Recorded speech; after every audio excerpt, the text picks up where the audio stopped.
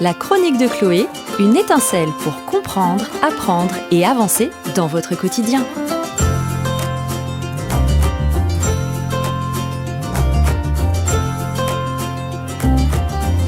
Bonjour à toutes et à tous et bienvenue dans la chronique de Chloé, votre rendez-vous hebdomadaire pour comprendre, apprendre et avancer dans le quotidien.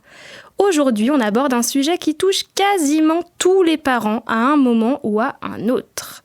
Comment créer à la maison un environnement propice aux apprentissages ?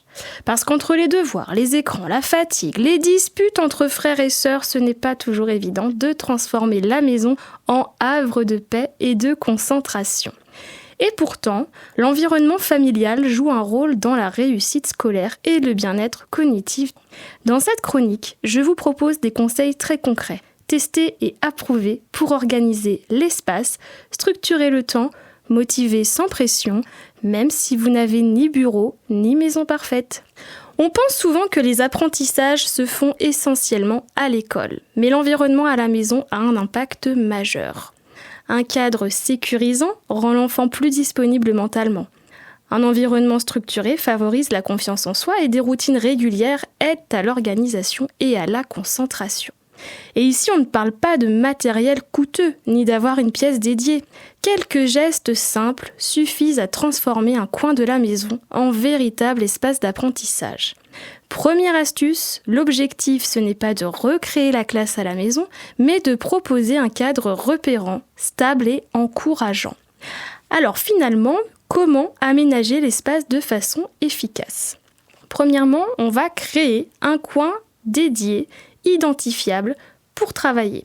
Cela peut être un coin de table, une desserte, un bout du salon. L'important, c'est vraiment que l'enfant sache que dans ce coin, on se concentre et on se met au travail. J'ai pour exemple une famille que j'accompagne qui utilise un simple set de table coloré. Quand il est posé, c'est le temps des devoirs. Quand il est rangé, l'enfant peut jouer. C'est un repère visuel très simple, mais vraiment très efficace. Deuxième point ultra important et pas des moindres, réduire les distractions. Et Dieu sait qu'on en a une multitude au sein de nos maisons. Pas de télé allumée, pas de bruit parasite, pas de téléphone à proximité. On va vraiment favoriser un espace rangé et sobre. On va aussi aménager un espace qui soit adapté à l'âge de l'enfant.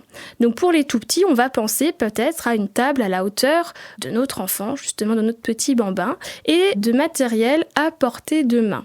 Pour les plus grands, une chaise adaptée, un rangement accessible et éventuellement une fiche de rappel. Petite astuce, on peut matérialiser encore une fois l'espace avec un sous-main, un tapis ou même un paravent léger. Structurer le temps, c'est aussi très important, mais comment le faire sans être trop rigide ? C'est vrai que les enfants ont besoin de prévisibilité pour se sentir en sécurité, mais attention, il ne s'agit pas d'imposer un emploi du temps militaire. On peut tout d'abord mettre en place des routines. Par exemple, on va d'abord goûter, puis avoir un temps libre, enfin on fera les devoirs et on pourra se détendre. Ça va vraiment aider les enfants à avoir un rythme repérable qui va le rassurer. C'est important aussi d'observer le rythme de l'enfant parce que certains préfèrent faire les devoirs tout de suite, par exemple, alors que d'autres vont vraiment avoir besoin d'un sas de décompression en sortant de l'école et se mettre ensuite au travail. Visualiser le temps, ce n'est pas toujours simple, mais vous pouvez utiliser un minuteur, un sablier ou éventuellement une application ludique. N'hésitez pas non plus à fractionner les séances. Vous proposez 10 à 15 minutes de travail, puis ensuite vous proposez une pause. Et surtout, n'oubliez pas d'alterner les tâches complexes et les tâches faciles.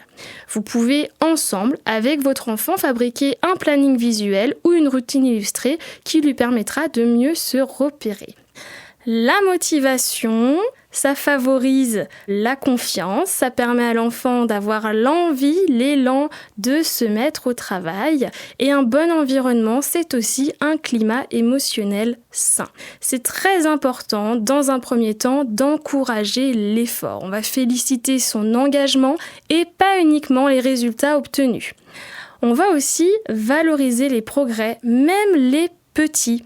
Par exemple, on peut lui rappeler ce qu'il a fait hier, lui rappeler que peut-être hier, c'était difficile d'écrire ce mot au cours de la dictée, qu'il se sentait bloqué, mais qu'aujourd'hui, il a réussi tout seul en parfaite autonomie et qu'avec de l'entraînement, cela fonctionne.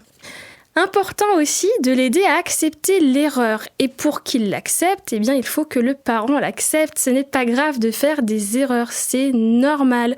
Les erreurs font partie de l'étape de processus d'apprentissage. On va aussi les encourager à être plus autonomes. Et pour ça, il va falloir parfois lâcher un petit peu du lest, c'est-à-dire les guider sans faire à leur place. On peut aussi leur poser des questions ouvertes. Par exemple, comment pourrais-tu t'y prendre pour faire telle ou telle tâche, plutôt que de leur donner directement la réponse. Cela va vraiment les inciter à réfléchir. Petite idée sympa, créer un carnet avec leur fierté, où l'enfant va noter chaque jour une petite victoire, un petit apprentissage ou un progrès. On va aussi tenter au maximum de gérer les écrans de manière intelligente. Alors, ici, le but n'est pas de vous dire de lâcher tous vos écrans, on sait qu'ils sont omniprésents au quotidien, mais ce qui est important, c'est d'inviter les parents, à poser un cadre et à choisir les bons outils. On peut déjà mettre en place quelques règles simples, par exemple, pas d'écran pendant les devoirs, sauf si c'est utile pour réaliser la tâche. Évitez aussi les écrans passifs avant le coucher, par exemple la télévision ou les vidéos en boucle. Et puis, en termes d'écran, on peut maintenant choisir des outils adaptés, des outils qui vont permettre d'utiliser les écrans, mais pour travailler certaines notions. On a des outils d'apprentissage, par exemple pour la lecture, le français, les mathématiques, des applications d'éveil, des initiations à la programmation, par exemple avec Scratch Junior ou Arduino. Et puis, ce qui peut être super à faire en famille, c'est de co-construire des règles. Déjà, dialoguer avec son enfant. Pourquoi on limite? À quel moment on limite les écrans? Parce que si l'enfant comprend mieux, s'il est informé, il va être un petit peu plus compliant et mieux comprendre pourquoi on met ces règles en place. Et puis, on peut aussi, et c'est même intéressant, voire indispensable, de prévoir des moments familiaux sans écran. Des temps où on va plutôt faire des jeux de société, lire, faire de la cuisine, des sorties. Et puis, n'oubliez pas d'afficher votre charte co-construite à la maison quand vous l'aurez rédigée ensemble. Alors, créer un environnement favorable aux apprentissages, on l'a vu, ce n'est pas une question de superficie ni de budget, c'est vraiment une question d'intention, de cadre et de présence.